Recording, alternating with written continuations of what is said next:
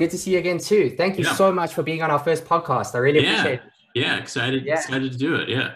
Thank you. So we like pretty much going to be interviewing like all different types of people from the industry. And one of the people I actually reached out to was Chris Werner. So like the first thing he said to me is like, tell Tim Free Willy, like I'm not going to get it, but Tim's going to get it straight away. That's amazing. I love Chris Werner. And wow, you're finding all the degrees of comedy separation from me. This is incredible. Yeah.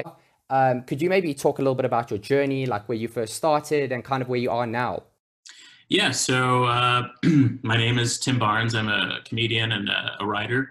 I'm from California, and my original goal was to be a filmmaker, I'm kind of a screenwriter now. I guess I kind of made that happen.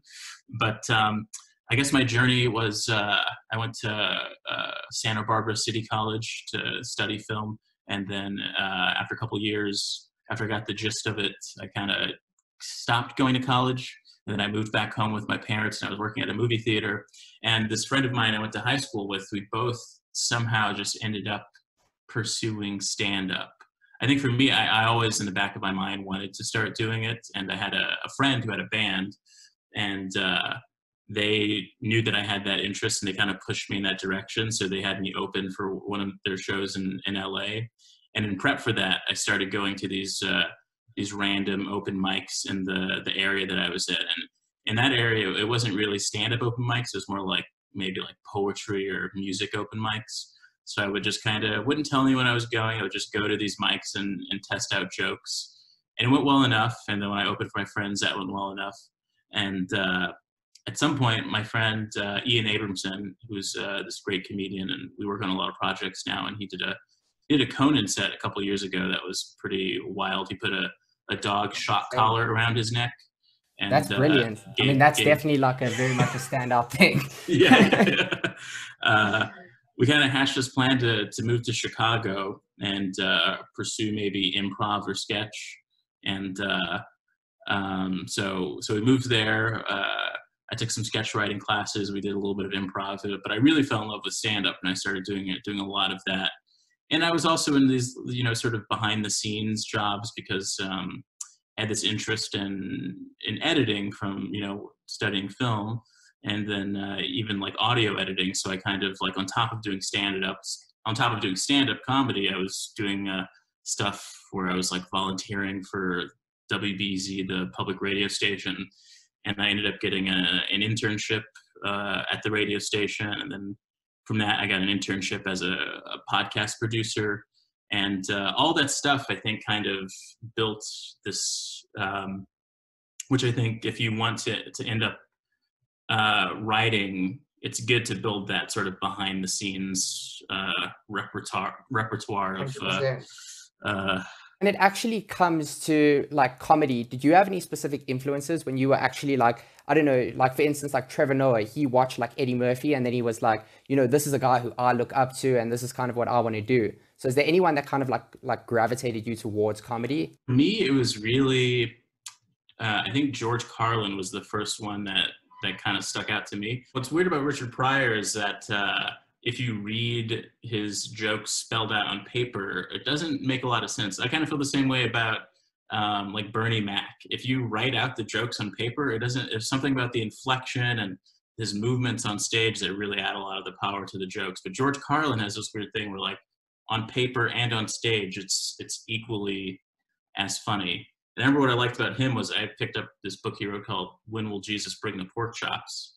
And I grew up, quite religious, and picking up this book, it felt so rebellious to me. And the way he dives into those things were like, for people who don't grow up with that certain sort of, you're just sort of indoctrinated into this belief system, getting a book that kind of pokes fun in these odd directions really highlights the power of humor and comedy writing.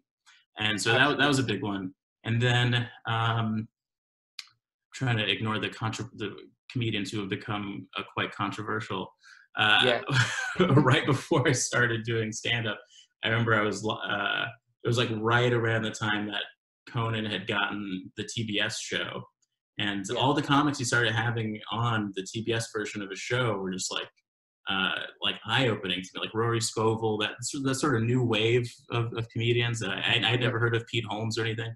And Ron Funches, his stand-up set on first weird, and he was a black comedian. It showed me that it was possible to be a black comic without having to be, someone like Steve Harvey or something. He had this totally left field, almost like a Stephen Wright presence. Absolutely. And I love Stephen Wright as well. And so that was a big one for me. That kind of opened the doors for me, being like, maybe, there's a path to the type of comedy that I would want to do. Now, I want to kind of like shift the script a little bit, just in terms of, you became a Tonight Show writer in 2020, which is a very like weird time, especially with coronavirus and everything. So, obviously as somebody who did shows like All That, I did a little bit of research on your IMDb page, but, what's it like not necessarily being in a writer's room and, you have to correspond with everyone? Do you feel like it kind of like stunts the process in terms of actual like creativity? Well, every writer's room is different, and I've been in a few different versions of a writer's room. I think the first time I really experienced one was when I was a web producer on Wyatt's and X HBO show Problem Areas. I wasn't a writer, but I got to be in the room, and that was a very dense show about very serious topics, but it was also comedic. From that, I started working at Comedy Central, where it was more digital sketches that would end up on their YouTube channel or their Instagram or even their Twitter. And that was definitely more organic and very internety, in that like anything can end up being something that ends up being produced. It could be a quick thing that ends up on Twitter. It could be a longer form thing that ends up on YouTube. And so there was just like a very versatile way of pitching in a room like that. And then All That, which was like a dream come true. That was my first TV writing job. And it was also a show I used to watch when I was a kid.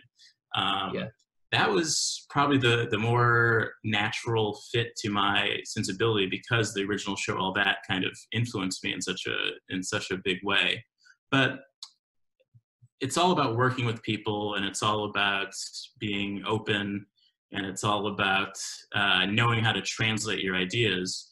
And so I think some people, when they're primarily stand-up, they find being in a writer's room to be a little difficult, because they're used to kind of owning the room. They're used to, having. But when you're in a room with other writers, some of them might not be stand-up comics. Some of them might just purely be, writers.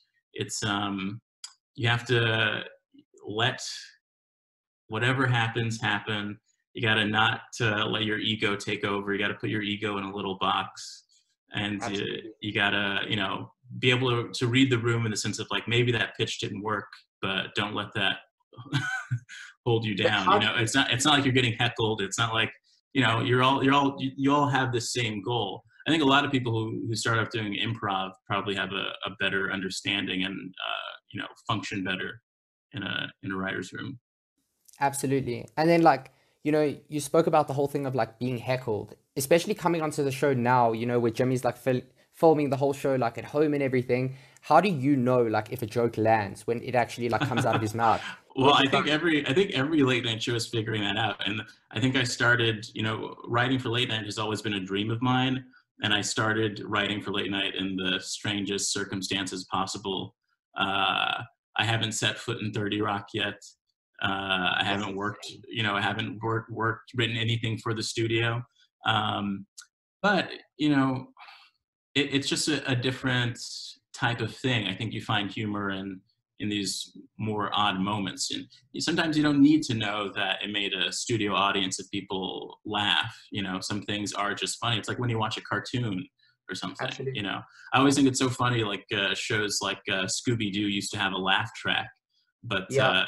It's actually, that's such a strange concept to think that a cartoon actually like didn't have a live audience. It was just like a laugh track, which is insane. Yeah, it's insane.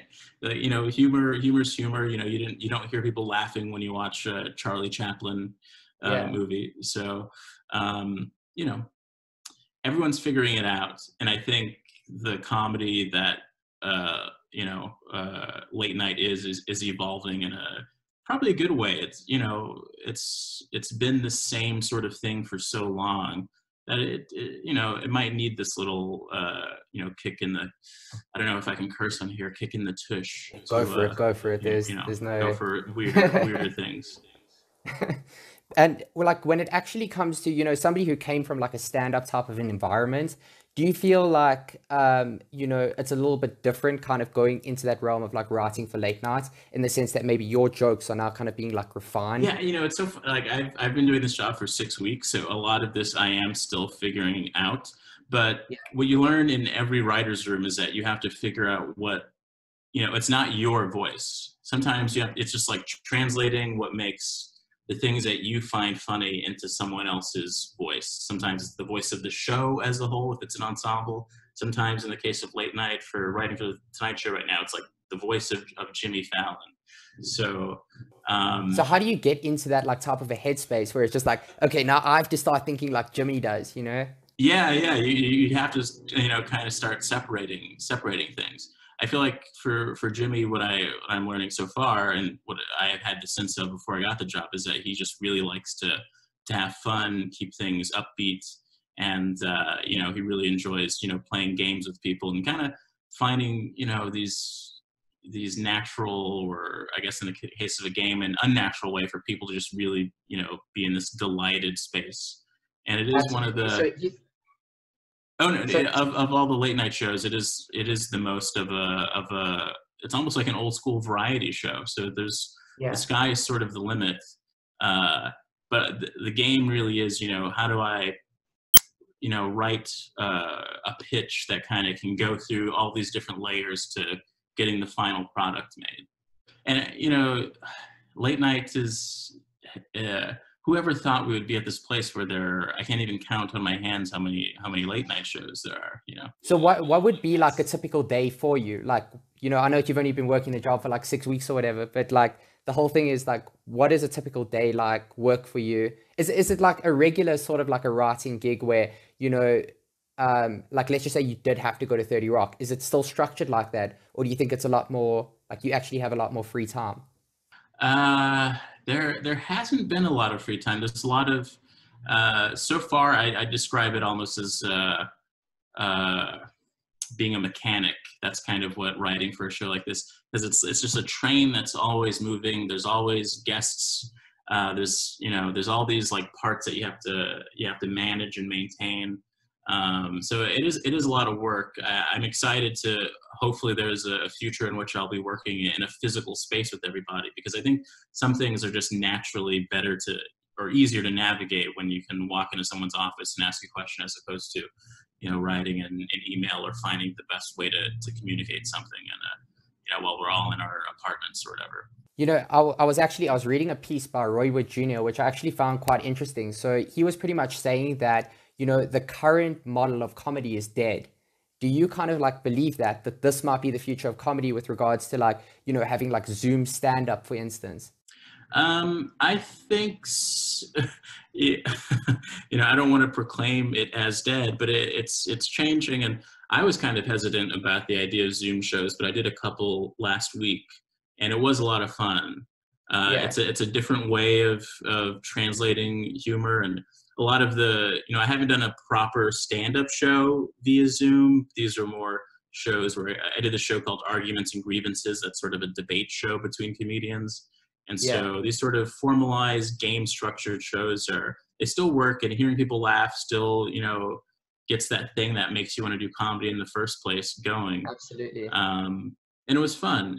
And, everything and has been pushing towards this direction anyway. It's just sort of Yeah. the pandemic has made Like it speed up. exacerbated it. Yeah, it's like in Yeah. hyper speed right now. But Absolutely. nothing still beats physically going out to a place to hear jokes. So Absolutely. it's gonna come back, but it's who knows when that is. It's definitely weird to kind of like have that format. So like when I did the open mic, for instance, like with Carmen, it's very weird to just be like just in a room of like comedians, or like a virtual room of like comedians. But if it does go this way, do you think that people might have to hold back what they say? Because like comedy, well, essentially like comedy clubs is that safe place where you could go and say whatever you want. Like, for instance, at the Comedy Cellar, you have to go and take your cell phone and you have to go put it like in a bag and kind of like lock it away so that you don't film anything and the comedian's free to say what they want. Do you think that comedy could be moving in a direction where you have to kind of like watch what you say now? Yeah, yeah. I mean, everyone kind of has these constant debates about, the value of having to gauge whether or not you should say something in a in a certain circumstance with your jokes. I mean, Yeah. so many things are different about doing comedy over Zoom. I mean, one is, anyone could record it. I don't know who's, if you're recording with your camera or if you're somehow screen capturing it on your computer, like anything can end up anywhere. Another thing is, the ideal situation for a comic is being on stage with the lights facing you and you not being able to see the other person. So that's also another weird thing about doing comedy on Zoom. Sometimes you can see every single face tick on your audience, and that's not always the easiest thing to deal with. Yeah, Um, 100%. but I kind of lean towards you want the audience to constantly educate you on what makes them laugh, and a lot of comics know what works in one room and not in another. But it's just like a legal structure. There's checks and balances, and part of one of the checks is that sometimes people get to tell you that what you said was offensive or whatever. Maybe this new world actually makes people a little more open to just like letting that dialogue exist and not let it completely cancel you, like Yeah. letting everything be so public that nothing, that if you are able to apologize or truly, go through that arc of like realizing that this joke you said, you shouldn't have said it, and people will accept it and, move on with their Yeah. lives. Maybe that is the only future we can, really hope for. Nothing really moves totally backwards to a place where like, everyone's Yeah. trying to police each other both ways. Absolutely. I definitely get that. So like how were you actually like discovered when it actually came to, writing for the Tonight Show? I don't know if anything is ever really it's like a little stages of discovery. Nothing is ever this moment that you see in a lot of movies where it's like, then so and Yeah. so discovered me and the rest was history. Yeah. A lot of it has to do with the internet. I think having sort of consistent Twitter presence where I'm constantly writing jokes, and a Yeah. lot of it You're was like brilliant with this. one-liners. I have to be honest with you. I wake up, I see my Facebook, I'm just like, oh, it's made a great one. Well, thank you. Yeah. But it's all these like little baby steps of proving that you can do certain things, proving that I can, even, for years I was kind of this behind the scenes, on top of doing stand up, doing podcast stuff. And I was like, oh my God, people are just going to think I'm the podcast guy, not a Yeah. comedian. But showing that you can, create something that is complete and is out in the world is a big thing. Making these little baby steps from producing things only for the internet to finally, uh, writing things that end up on television was a big thing as well. So I think all that stuff, also having representation, having a manager helps. I think I got my manager maybe 3 or 4 years ago. Did So your that manager kind of, actually like discover you, or was it just a thing of like you reached out to a manager, or like how did that work? I think this case was more of a discovery. Maybe she had heard of me in a different circumstances. I think my friend Ian, who I mentioned earlier, might have mentioned me to her.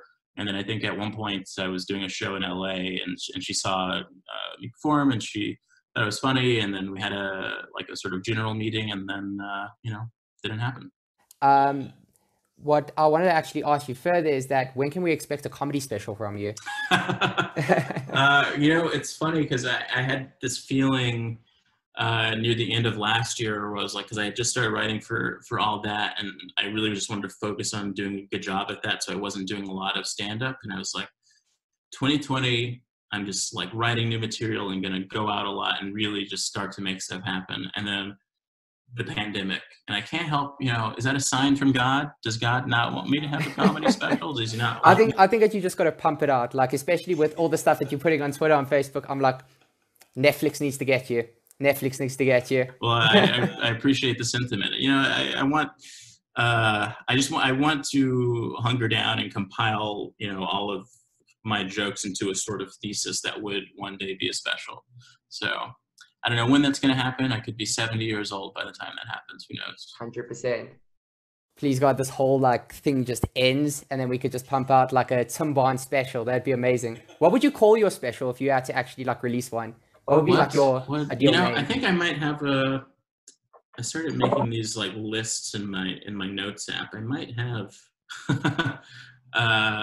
one is It's Rude to Be Black. That's a possible name for a special. I think at one point I had this idea of name of the special being I Can Say That Because My Parents Are Black. And for some reason I just have the word Irish here. I don't know why, but Absolutely. Yeah. 100%. Well, Tim, thank you so much for doing this podcast. We really, really, really appreciate it. Yeah, hopefully, it's so rare to say complete sentences out loud while in quarantine that I hope that anything I said it makes sense. It makes I'm always worried sense. that I'm just saying the alphabet over and over again, even though I think I'm saying something in my head. So if you're actually hearing words that come together sounding like something, well, I'm hearing words and they're hilarious. So thank you so much. All right, thank you.